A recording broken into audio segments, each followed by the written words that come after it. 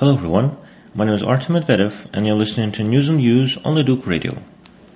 I would like to start with dispelling some myths that seem to be going out there about the Occupy movement, including Occupy Edmonton.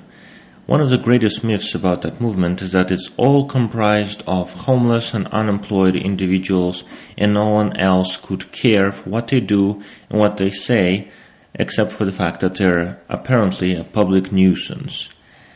I want to underline that they're not just unemployed and homeless. There are many other groups of individuals joining that movement every day. They're first of all people that want to draw your attention to important issues in our society.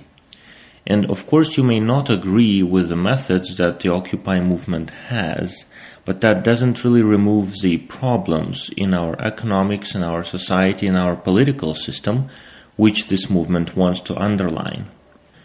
Therefore, if your current opinion about the Occupy movement is based completely on the traditional media, I would like to strongly encourage you to visit one of their sites and actually talk to the people involved and find out more about the issues that they take close to heart.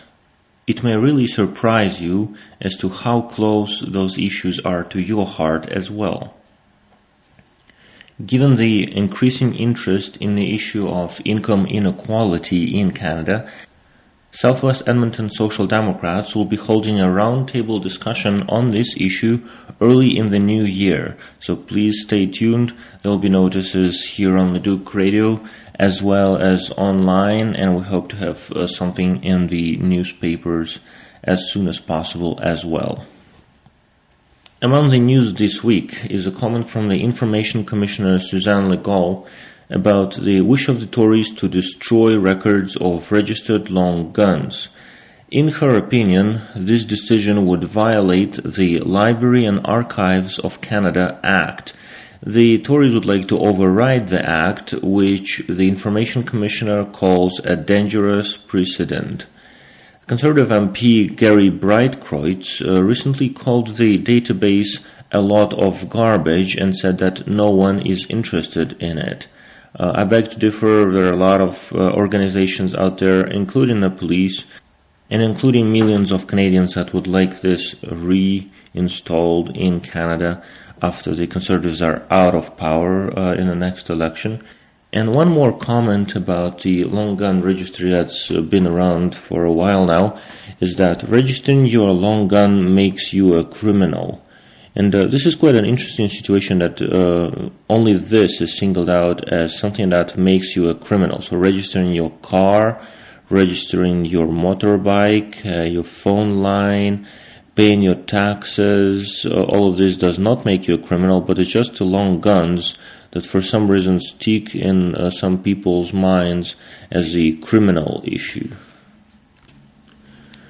As you remember, in the last federal election, one of the main questions I was asked is who you can trust in the post-2014 health accords negotiations, and everyone was pointing at Stephen Harper and saying, well, do you remember how this guy negotiates? Can we really trust him to negotiate for our public healthcare system? And now these negotiations are actually starting to be rolled out by the federal government. And I have an interesting quote here from the leader of the Pirate Party of Canada, Michael Paulston, who actually lives here in Edmonton, Leduc riding. And he gives a prediction about how these negotiations are going to go and how good the results are going to be for the Canadian public. And I quote, "Prediction, it will devolve into you pay, no you pay, until the only people paying are us, whether with our money or our health." End of quote. And I really think that this is perhaps the shortest, best way you could describe the way that the health accords negotiations are actually going to be handled by the Tories. And so I just gave you a quote that I like. There is also one quote from the past week which I think we should all take into account and then quickly forget. I only remember maybe as one more thing why Government Minister Toews should not be listened to in one's self-mind. While debating the economy, suddenly Mr. Toews decided that he would like to accuse the NDP of wishing to shut down the Canadian economy, starting from the steel industry to the forestry industry to the car manufacturing to the truck drivers, which apparently the NDP wants to shut down, to the genetically modified food. And all of this Minister Toews puts together probably just because he had nothing else to say on the subject, but just wanted to throw the ball back instead of answering difficult questions about the conservative handling of the economy, and accuse the NDP of wishing to shut down the Canadian economy. And this really reminded me of a question I was asked at one of the candidate forums here in Edmonton, Leduc, about being a member of a party that wants to shut down Albertan economy. And I would just like to encourage the conservative activists and the conservative leadership to think of something new to say, to think of some new ideas that may reflect the truth a little bit better. Maybe try to talk about some of your own successes instead of attacking the official opposition for things that the official opposition never had in mind.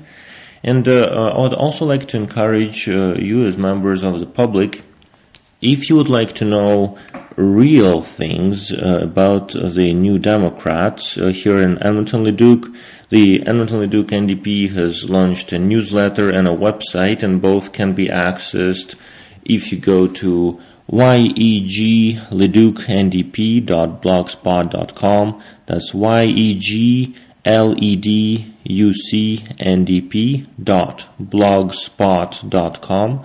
You can also Google for Edmonton Leduc NDP, and our website is there among the results. You can also find myself, just Google for Artem Medvedev on Facebook, Twitter, YouTube, LinkedIn. You can find my accounts, and for that get to the information about the activities of Social Democrats in your area.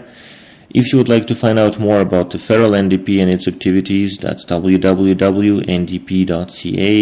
Once again, many facts are being distorted by the conservative government. Please don't listen to Minister Toews if you want to stay awake and sane, because apparently he doesn't really have control as to the number of false things he can say in a minute. And at this, I'd like to thank you for your attention. You're listening to News and News on Leduc Radio. My name is Artem Medvedev. Have a great day.